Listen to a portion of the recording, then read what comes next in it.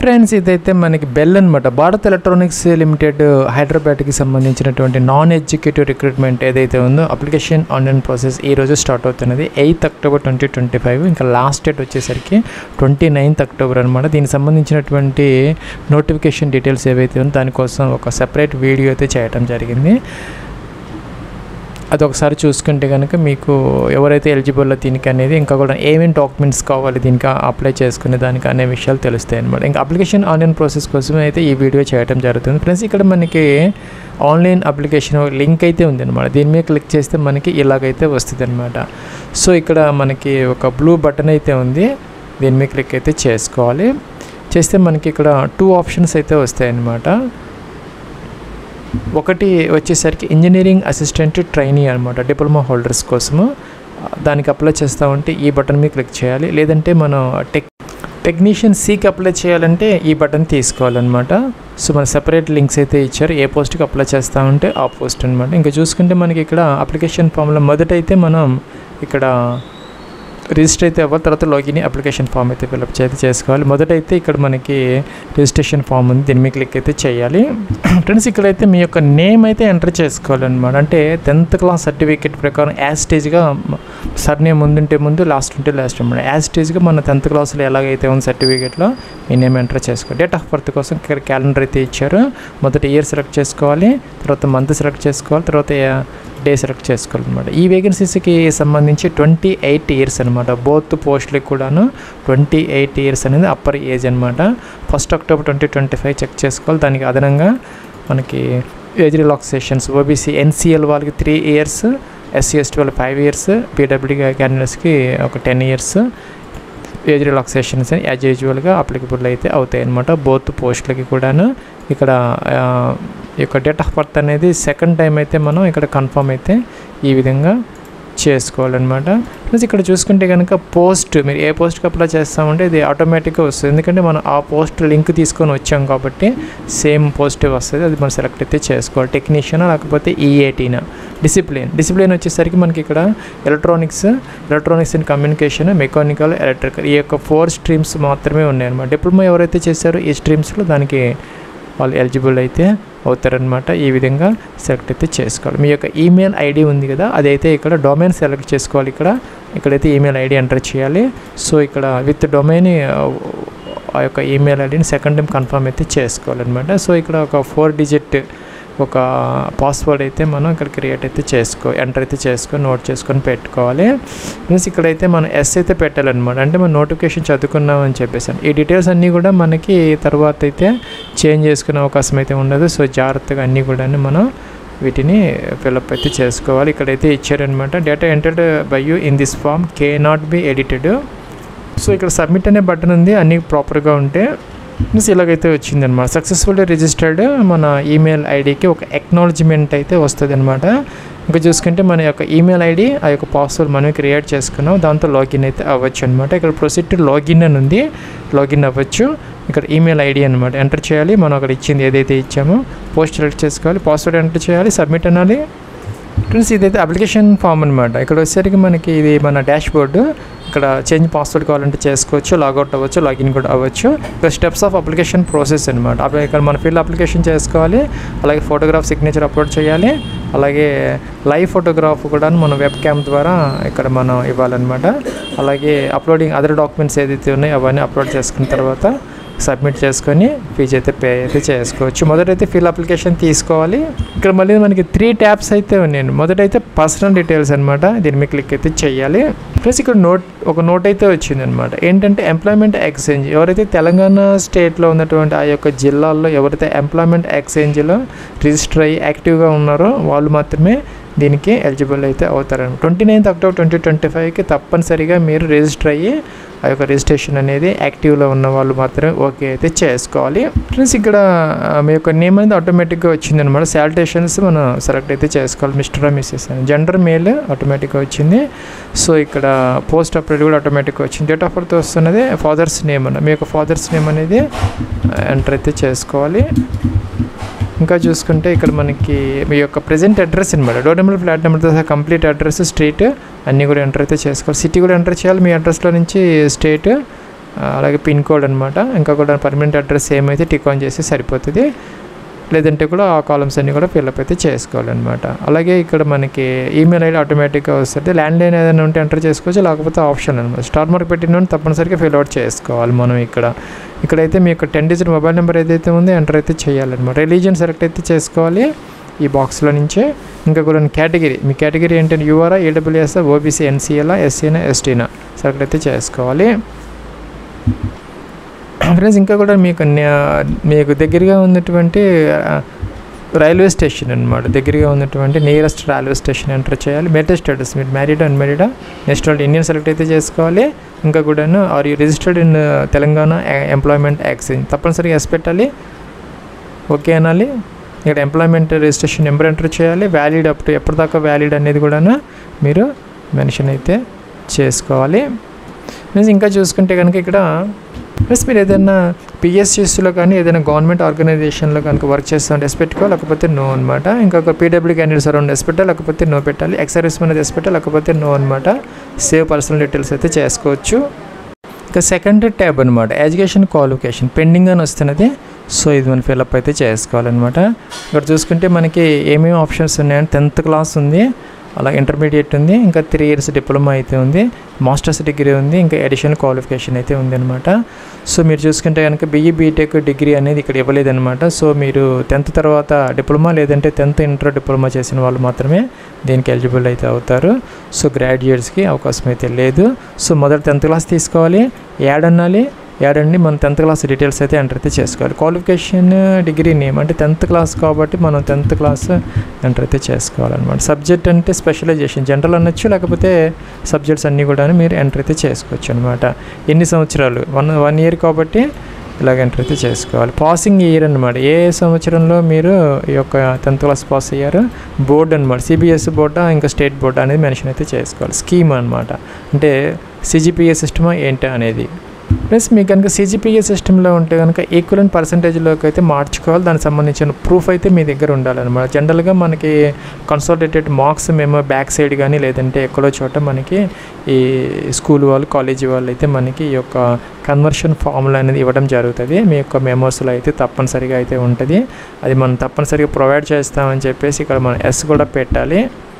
కాబట్టి ఇక్కడ మీకు సిజిపి ఎంత వచ్చింది, మ్యాక్సిమం టోటల్ సిజిపి ఎంత 10 లేకపోతే 9.5 అనేది మెన్షన్ చేయాలి.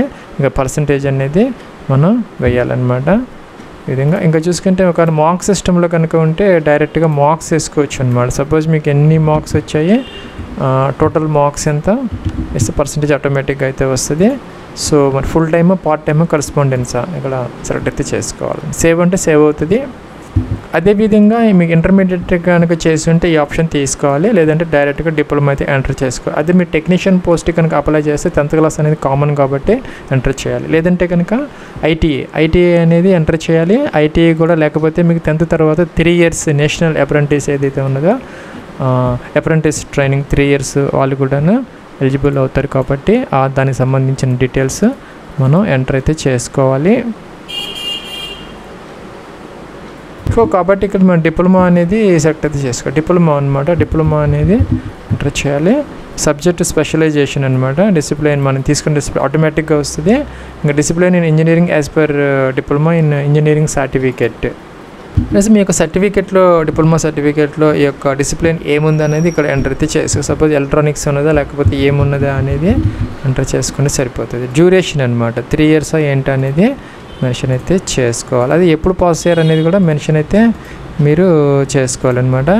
అలాగే చూసుకుంటే బోర్డు అనమాట, లేదా ఏ బోర్డు ఏ యూనివర్సిటీలో ఈ యొక్క డిప్లొమా చేశారు. స్కీమ్ అనమాట, సిజిపిఏ సిస్టమా లేకపోతే ఏంటిది. సిజిపిఏ సిస్టంలో ఉంటే కనుక ఇక్కడ కన్వర్షన్ ఫార్ములా ఇస్తామని చెప్పేసి ఎస్ అయితే పెట్టాలి. సో ఇక్కడ మీకు వచ్చినటువంటి గ్రేడ్, టోటల్ గ్రేడ్ ఎంత, మొత్తం పర్సంటేజ్ ఎంత వచ్చింది అనేది మెన్షన్ అయితే చేయాలి. Full time part time correspondence అని మెన్షన్ అయితే చేసుకోవాలి. సేవ్ అనాలి. చూసుకున్నట్లయితే కనుక ఈఏటి డిప్లొమా హోల్డర్స్కి సంబంధించిన పోస్టులు ఏవైతే ఉన్నాయో దానికి సంబంధించి డిప్లొమాలో జనరల్, ఓబీసీ, ఎన్సీఎల్ అలాగే ఈడబ్ల్యూఎస్ క్యాండిడేట్స్కి 60% మినిమం అయితే వచ్చి ఉండాలన్నమాట. 60%, 60% మినిమం ఉండాలి అగ్రిగేట్ మొత్తం మీద. అలాగే ఎస్సీ, ఎస్టీ, పీడబ్ల్యూడీ క్యాండిడేట్స్కి అయితే 50% అనేది సరిపోతుంది. అలాగే టెక్నీషియన్ సికి సంబంధించి కూడాను ఆ యొక్క 10th క్లాసు అలాగే ITIకి సంబంధించిన వాటిల్లో 60% రావాలన్నమాట జనరల్ క్యాండిడేట్స్కి. SC ST PWD క్యాండిడేట్స్ అయితే కనుక 50% అనేది సరిపోతుంది. ప్లస్ ఇంకా మీరు అన్ని చూసుకున్నట్టయితే కనుక అన్ని పోస్టులకి కూడా ఎక్స్పీరియన్స్ అనేది నిల్ అనమాట. ఎటువంటి ఎక్స్పీరియన్స్ లేకుండా, ఎటువంటి అనుభవం లేకుండా దీనికి అప్లై అయితే చేసుకోవచ్చు అనమాట. ప్లస్ ఈ వేకెన్సీస్కి సంబంధించి మీకు ఎటువంటి ఎక్స్పీరియన్స్ అయితే అవసరం లేదనమాట. ఉంటే కనుక మీరు యాడ్ ఎక్స్పీరియన్స్ అని ఎంటర్ అయితే చేసుకోవచ్చు, లేదంటే నెక్స్ట్ స్టెప్కి అయితే వెళ్ళొచ్చు అనమాట. అంటే ఫోటోగ్రాఫ్ అప్లోడ్ చేయాలి, దానికైతే మీరు డైరెక్ట్గా వెళ్ళిపోవచ్చు. సో నెక్స్ట్ ఇలా వచ్చిందనమాట మనకి ఫోటోగ్రాఫ్ అప్లోడ్ చేసుకుని బ్రౌజర్ ఫోటోగ్రాఫ్ అప్లోడ్ అయితే ఇక్కడ గ్రీన్ బటన్ దాని మీద క్లిక్ చేసి ఇక్కడికైతే వస్తుంది అనమాట. అలాగే సిగ్నేచర్ ఇక్కడ బ్రౌజ్ అని చెప్పేసి ఫైల్ సెలెక్ట్ చేసుకుని గ్రీన్ బటన్ మీద ప్రెస్ చేసి ఇక్కడికైతే వస్తుంది. ఈ రెండు కూడా మనకి సైజు మ్యాక్సిమం 50 KB వరకు అలౌ చేస్తారు. JPG ఫార్మేట్లో అప్లోడ్ అయితే చేసుకోవచ్చు. ఫ్రెండ్స్ ఇక్కడ మనకి లైవ్ ఫోటోగా అయితే మనం క్యాప్చర్ అయితే చేసుకోవాలన్నమాట. మీకు కనుక వెబ్ క్యామ్ ద్వారా చేస్తూ ఉంటే కనుక ఎలో అని ఒకటి అడుగుతుంది అనమాట. మీరు ఎలో అంటే మీకు ఒక ఫోటో అనేది క్యాప్చర్ అయితే లైవ్ అయితే అవుతుంది. ఇంకా చూసుకుంటే ఇక్కడ మన ఎలో అనేది అనాలన్నమాట వెబ్ క్యామ్కి సంబంధించి. ఇంకా గుడ్ లైటింగ్ అయితే ఉండాలి. అలాగే లుక్ డైరెక్ట్లీ ఉంటుందో వెబ్ క్యామ్, మన వెబ్ క్యామ్ వైపు చూస్తూ ఫోటోగ్రాఫ్ని అయితే మనం చేసుకోవాలి. ఇక్కడ మంచి లైటింగ్ అయితే ఉండాలి. ఇలాగ గ్లాసెస్ ఇవి ఉండకూడదు అనమాట, హ్యాట్ కూడా ఉండకూడదు. సో మనం సెల్ఫీ టిప్స్ అనమాట, గుడ్ లైటింగ్, ఇంకా look directly into the web cam అని చెప్పారు. సో మనం ఇక లైవ్ పిక్చర్ ఇక్కడికైతే వస్తుంది, చేసుకోవాలి. ప్లస్ ఇంకా నెక్స్ట్ అప్లోడ్స్ సెక్షన్ అనమాట. బ్రౌజ్ అని చెప్పేసి ఫైల్ సెలెక్ట్ చేసుకొని ఇక్కడ కింద గ్రీన్ బటన్ మీద ప్రెస్ చేయాలి. మొదట వచ్చేసరికి 10th క్లాస్ మార్క్స్ కార్డ్ అనమాట, మార్క్ లిస్ట్ PDF 300 KB వరకు అలౌ అయితే చేస్తారు. అలాగే మనం ఒరిజినల్స్ ఏవైతే ఉన్నాయో స్కాన్ చేసి అప్లోడ్ అయితే చేసుకోవాలి. అలాగే మనం కలర్ జిరాక్స్ అయినా కూడా పర్లేదు, స్కాన్ అయితే చేసుకోవచ్చు. నెక్స్ట్ వచ్చేసరికి click here to upload photo ID proof అనమాట. దానికోసం ఆధార్ ఇచ్చారు, పాన్ కార్డ్ ఇచ్చారు, passport, driving licence, voter ID ఏదైనా పర్లేదు. 300 KB PDF అనమాట. థర్డ్ వచ్చేసరికి డిప్లొమా ITI వాళ్ళైతే ITIకి సంబంధించి మార్క్స్ కార్డు ఆల్ సెమిస్టర్స్ అన్ని సంవత్సరాలు కలుపుకొని ఒకటే PDF 2 MB వరకు అలౌ అయితే చేస్తారనమాట. ఇంకా కూడా ఫైనల్ డిగ్రీ సర్టిఫికేట్ కూడా అప్లోడ్ అయితే చేసుకోవాలి డిప్లొమా ITIకి సంబంధించి. అలా కేటగిరీ సర్టిఫికేట్ అనమాట ఇక్కడ అప్లోడ్ అయితే చేసుకోవాలి. అది కూడా 300 KB వరకు అలౌ అయితే చేస్తారు. సపోజ్ మీరు కనుక OBC కనుక అయి ఉంటే కనుక 1/1/2024 తర్వాత ఇష్యూ చేసినటువంటిది ఇప్పుడు మన యాక్టివ్లో ఉన్నటువంటిది అయితే అయి ఉండాలన్నమాట. ఇంకా EWS క్యాండిడేట్స్ అయితే కనుక 2024-25కి సంబంధించినటువంటి ఫైనాన్షియల్ ఇయర్స్కి సంబంధించిన EWS సర్టిఫికేట్ అయితే అవసరమైతే అవుతుంది. దాంతోపాటు ఇక్కడ ఎంప్లాయ్మెంట్ ఎక్స్చేంజ్కి సంబంధించినటువంటి రిజిస్ట్రేషన్ కార్డ్ అనమాట. ఆ యొక్క కాపీ కూడా స్కాన్ చేసుకొని తెలంగాణకు సంబంధించి 300 KB వరకు PDFలో అప్లోడ్ అయితే చేయాలన్నమాట. ఇంకా కూడాను CGPA నుంచి మనం యొక్క పర్సంటేజ్ కన్వర్షన్ ఫార్ములా ఏదైతే ఉందో మనకి మార్క్స్ మెమోస్లో కానీ సర్టిఫికేట్స్ మెమోస్లో కానీ ఎక్కడో చోట ఉంటుంది. అది ఉన్నది అంటే స్కాన్ చేసి అప్లోడ్ చేసుకుంటే 300 KB వరకు సరిపోతుంది. ఒక లేకపోతే కనుక కాలేజీ వాళ్ళు అయితే ఇస్తారనమాట. ఆ డాక్యుమెంట్ అప్లోడ్ చేసి సరిపోతుంది. ఇక్కడ ఫైనల్ సబ్మిట్ అయితే చేసుకోవచ్చు. OBC NCLకి సంబంధించిన వాళ్ళు అయితే కనుక NCL సెంట్రల్ ఫార్మేట్ సర్టిఫికేట్ అయితే ఉండాలన్నమాట. అదైతే మీరు 1 అక్టోబర్ 2024 తర్వాత ఇష్యూ చేసి ఉన్నటువంటి సర్టిఫికేట్ అయితే అయి ఉండాలి. ఇప్పుడైతే వ్యాలిడ్గా ఉండాలన్నమాట. ఇప్పుడు మీరు అప్లై చేస్తున్నారు కాబట్టి ఇక్కడైతే ఇచ్చారు on or after 1 October 2025 at the time of document వెరిఫికేషన్కి మీరు చూపించాల్సిన అవసరం అయితే ఉంటుంది. అలాగే EWS క్యాండిడేట్స్కి సంబంధించి కూడా 2024-25కి సంబంధించి ఈ సంవత్సరం 2025లో వాళ్ళకి సర్టిఫికేట్ అయితే ఇస్తారనమాట. వాళ్ళది కూడాను యాక్టివ్గా ఉన్నటువంటి వ్యాలిడ్ సర్టిఫికేట్ అయితే ఉండాలి. జనరల్గా 1 ఏప్రిల్ తర్వాత అయితే తీసుకున్నదే, ఎందుకంటే ఇన్కమ్ కేటగిరీ ఉంటుంది కాబట్టి క్రైటీరియా. ఇంకా SC ST వాళ్ళకి సంబంధించి కూడా వ్యాలిడ్ సర్టిఫికేట్ అయితే మనకి అవసరమైతే అవుతుంది అనమాట. ఇంకా మీరు నెక్స్ట్ ఇక్కడ మన అప్లికేషన్ ఫీజు కోసం ఈ యొక్క దీంట్లోకి వస్తే మనకి ఇక్కడ లింక్ అయితే ఇచ్చారనమాట. నాన్ ఎగ్జిక్యూటివ్ రిక్రూట్మెంట్ ఇబ్రహీంపట్నం అన్నది మాత్రమే మీరు తీసుకోవాలి. ఇక్కడ click here to pay application fee అని ఉంది. దీని మీద క్లిక్ చేస్తే SBI కలెక్ట్కి సంబంధించినటువంటి డైరెక్ట్ లింక్ అయితే మనకి ఓపెన్ అయితే అవుతుంది. ఇక్కడ చూసుకోవచ్చు అనమాట. మనకి డైరెక్ట్గా అయితే వచ్చేసింది. ఈ స్టెప్స్ అన్నీ ఉంటాయి. సో ఇక్కడ మీరు ప్లస్ మనకి పేమెంట్ కేటగిరీ అనేది ఇక్కడ చూసుకోవాలన్నమాట. మనం ఏంటంటే recruitment of non educative bell EWLS, ఇంకా recruitment of non educative bell EWLS Ibrahimpatnam అనేది ఒక ఆప్షన్ ఉందన్నమాట. దానికి మాత్రమే మీరు ఫీజు అయితే పే అయితే చేసుకోవాలి. ప్లస్ మనకి జనరల్ ఓబీసీ ఎన్సీఎల్ ఈడబ్ల్యూఎస్ క్యాండిడేట్స్కి 500 ప్లస్ జిఎస్టీ 590 అప్లికబుల్ అయితే అవుతుంది. SC ST PWD ex service మ్యాన్కి అయితే ఫీజు లేదనమాట. సో ఉన్న వాళ్ళు మాత్రమే ఫీజు పే చేసి మీకు నేమ్ ఎంటర్ చేయాలి. మీకు కేటగిరీ జనరల్ ఓబీసీనా ఈడబ్ల్యూఎస్ ఏంటనేది డేట్ ఆఫ్ బర్త్ అనమాట, క్యాలెండర్ ఇచ్చారు.